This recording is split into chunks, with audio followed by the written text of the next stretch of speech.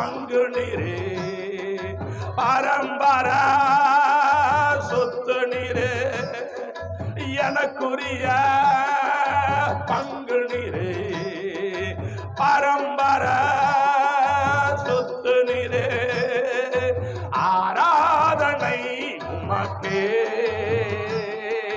நாளெல்லாம் ஆராதனை. வடதேச பருவத்தில் சீயோனுடைய பிதாவுடைய வலது பக்கத்தில் வெற்றிருக்கிற தேவன,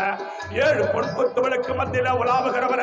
7 நட்சத்திரங்களை வலது கையில எழுதி நிற்கிறவர, 7 சபையில உலாவினவர, அலங்கார வாசல் தேவாலயத்தில் அசைவாடுகிறவர,